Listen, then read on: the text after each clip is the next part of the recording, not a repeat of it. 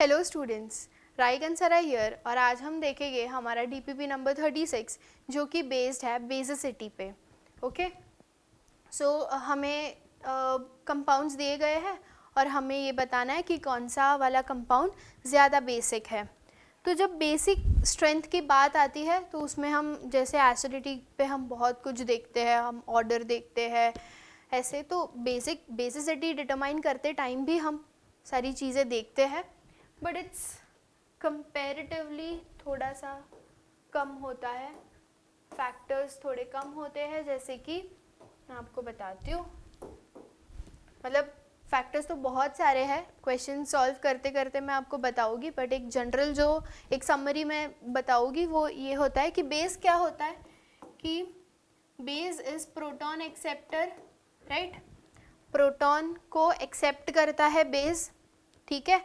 Proton को accept करने के लिए, अब प्रोटॉन तो आता है पॉजिटिव चार्ज को लेके, तो बेस के पास क्या होना चाहिए, नेगेटिव चार्ज होना चाहिए, तब जाके वो पॉजिटिव चार्ज को एक्सेप्ट करेगा, राइट। तो अगर नेगेटिव चार्ज बोले मतलब इलेक्ट्रॉन डेंसिटी ज़्यादा होनी चाहिए, मतलब इसके पास इलेक्ट्रॉन्स भी ज़्यादा होने चाहिए, है ना। सो जो भी बेस हो गए हमारे, उनके पास या तो नेगेटिव चार्ज होगा या फिर लोन पेयर ऑफ इलेक्ट्रॉन्स हो गए, ठीक है। तो अब जब भी ये कंपाउंड्स में ये negative charge, lone pair of electrons होते हैं, तो हमें ये ध्यान रखना है कि अगर हम बेसिसिटी ऑर्डर देख रहे हैं तो प्रोटॉन एक्सेप्ट करने के लिए वो जो नेगेटिव चार्ज या फिर लोन पेयर ऑफ इलेक्ट्रॉन्स होते हैं वो लोकलाइज्ड होने चाहिए, डीलोकलाइज्ड नहीं होने चाहिए। फॉर एग्जाम्पल कि अगर कोई कंपाउंड है,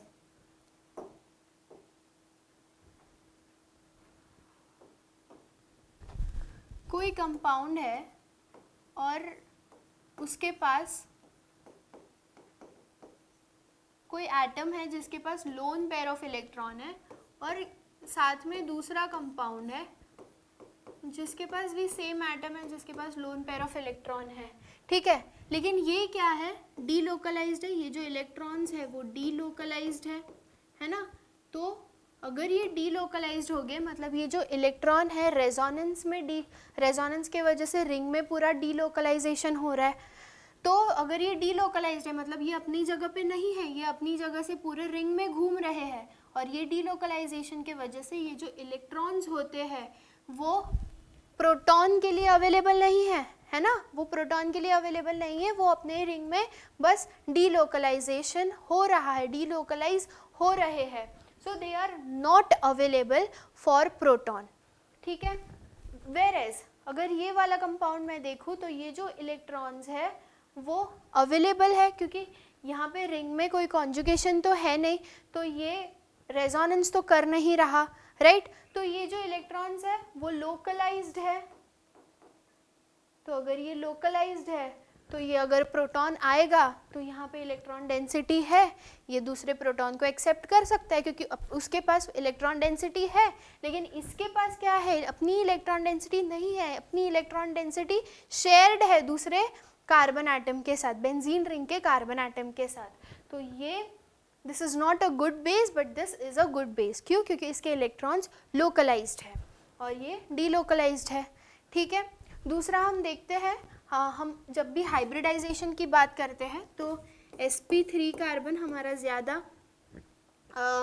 हाइब्रिडाइज्ड जो भी sp3 हो गए वो ज़्यादा बेसिक होते हैं as compare to sp2 and then sp, ठीक है। ये कुछ बातें हैं जो आपको ध्यान में रखनी है, बाकी कुछ जो भी इम्पोर्टेंट रहेगा वो मैं आपको क्वेश्चन सॉल्व करते करते मैं आपको बता दूँगी, ठीक है। तो यही होना चाहिए, बेस क्या होना चाहिए, बेस के पास इलेक्ट्रॉन डेंसिटी ज़्यादा होनी चाहिए। Okay, let's get started with our DPP.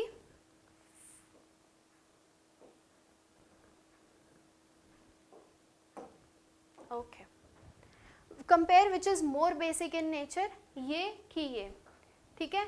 अब यहाँ पे देखो, यहाँ पे इलेक्ट्रॉन है, लोन पेयर ऑफ इलेक्ट्रॉन, यहाँ पे भी लोन पेयर ऑफ इलेक्ट्रॉन है। यस, बेसिसिटी में हम ये भी देखेंगे, जैसे हमने एसिडिटी में देखा था कि माइनस आई, हमने क्या देखा था, plus I and plus M is inversely proportional to acidic strength. तो अगर बेसिसिटी आता है, बेसिक स्ट्रेंथ आता है, तो ये उल्टा हो जाएगा, कि plus I and plus M is directly proportional to basic strength and minus I and minus M is inversely proportional to basic strength. ठीक है, इतना समझ में आया? तो ये क्या है, प्लस आई क्या करेगा, प्लस आई क्या करेगा, इलेक्ट्रॉन की डेंसिटी बढ़ाएगा इसका नाइट्रोजन पे, और जितनी ज़्यादा इलेक्ट्रॉन डेंसिटी बढ़ेगी उतना उसके पास इलेक्ट्रॉन रहेगा, क्योंकि उसको प्रोटॉन को एक्सेप्ट करना है ना। अगर कोई प्रोटॉन आ रहा है H+, प्रोटॉन के पास तो पॉजिटिव चार्ज होता है, तो वो पॉजिटिव चार्ज लेकर आ रहा है, तो वो कब उसके साथ रिएक्ट होगा, जब उसके पास मस्त इलेक्ट्रॉन्स हो गए, है ना। तो ये ज़्यादा बेसिक होगा एज कम्पेयर टू दिस, क्यों, क्योंकि यहाँ पे प्लस आई इफेक्ट लग रहा है, इसलिए ये प्लस आई इफेक्ट इसका इलेक्ट्रॉन डेंसिटी बढ़ा रहा है, यहाँ पे कोई नहीं है। ये भी ऐसा बेसिक है, बट इसके कंपैरिजन में ये ज़्यादा बेसिक है। ओके, सो के बी वैल्यू, हाँ बेसिसिटी में हम ये देखेंगे कि के बी वैल्यूज़ जो होती है वो डायरेक्टली प्रोपोर्शनल होती है बेसिक स्ट्रेंथ के, एंड पी के बी वैल्यूज़ जो होती है वो इन्वर्सली प्रोपोर्शनल होती है बेसिक स्ट्रेंथ से। ओके, नेक्स्ट, हाँ अब ये वाला, ये देखो यहाँ पे एनिलीन है, ठीक है, और ये क्या है, एनिलीन एंड CH3। अब यहाँ पे क्या होगा, ये CH3 है, मैंने आपको पहले भी बताया था कि ऑर्थो इफेक्ट लगता है ना। तो ये वाला नेक्स्ट, इसमें क्या हो रहा है, देखो ये एनिलीन है और ये ऑर्थो मिथाइल एनिलीन है, राइट।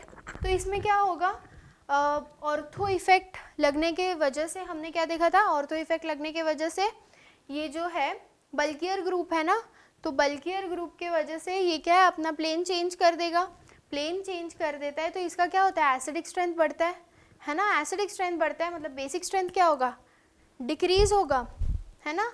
तो ये इसका बेसिक स्ट्रेंथ डिक्रीज हो जाता है, क्योंकि फिर ये नहीं होता, मतलब lone pair of electrons resonance में नहीं होते। हाँ, एक आप बोलोगे कि अगर lone pair of electrons resonance में नहीं है तो वो अवेलेबल है, बट इसमें दो कंसेप्ट लगते हैं, एक डीस्टेबलाइजेशन का कंसेप्ट लगता है कि यहाँ पे क्या होता है, अगर ये प्रोटॉन एक्सेप्ट कर भी लेता है, इसके पास है लोन पेयर ऑफ इलेक्ट्रॉन, अगर ये प्रोटॉन को एक्सेप्ट कर भी लेता है तो यहाँ पे 3 हाइड्रोजन हो जाएंगे, तो यहाँ पे 3 हाइड्रोजन प्लस यहाँ पे 3 हाइड्रोजन, तो ये क्या हो जाता है, बहुत रिपल्शन होने के वजह से ये बहुत मतलब इसका डीस्टेबलाइजेशन वाला जो कंसेप्ट है वो ज़्यादा डोमिनेट करता है रेजोनेंस वाले कंसेप्ट पे, ठीक है, क्योंकि ये बहुत, क्योंकि यहाँ पे रिपल्शन हो रहा है तो ये अनस्टेबल है।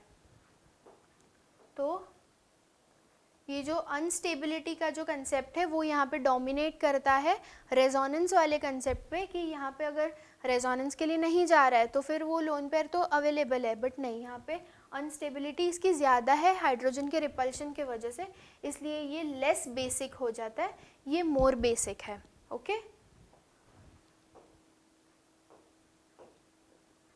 ये उल्टा। ओके, नेक्स्ट, यहाँ पे अब देखो, ये नाइट्रोजन पे लोन पेयर ऑफ इलेक्ट्रॉन है और ये रिंग है, ठीक है, ये रेजोनेंस में पार्टिसिपेट कर रहा है क्या, ये जो लोन पेयर ऑफ इलेक्ट्रॉन्स है वो रेजोनेंस में पार्टिसिपेट नहीं करेंगे, क्योंकि ये बेंजीन अपने ही 3 बॉन्ड में इसका कॉन्जुगेशन चलता रहेगा। वेयरएज यहाँ पे देखो ये जो है वो 6 पाई इलेक्ट्रॉन्स हो रहा है, तो ये एरोमेटिसिटी का पार्ट है, ये एरोमेटिक कंपाउंड का एक पार्ट है ये इलेक्ट्रॉन्स, तो ये इजीली नहीं देंगे अपने इलेक्ट्रॉन्स, बट ये लोकलाइज्ड है, क्योंकि ये एरोमेटिक इस कंपाउंड के एरोमेटिसिटी का पार्ट नहीं है, इसलिए ये जो इलेक्ट्रॉन्स है वो लोकलाइज्ड है, ये डीलोकलाइज्ड है, ये एरोमेटिसिटी का पार्ट है, इसलिए ये this is more basic than this, और ये उल्टा। ओके, नेक्स्ट, यहाँ पे देखो ऑक्सीजन के पास है लोन पेयर ऑफ इलेक्ट्रॉन और यहाँ पे नाइट्रोजन के पास है लोन पेयर ऑफ इलेक्ट्रॉन, तो कौन अच्छे से देगा, ऑक्सीजन की नाइट्रोजन, नाइट्रोजन अच्छे से देगा ना, क्योंकि ऑक्सीजन ज़्यादा इलेक्ट्रोनेगेटिव है नाइट्रोजन से, इसलिए यहाँ पे ये ज़्यादा बेसिक होगा। सो या ओके।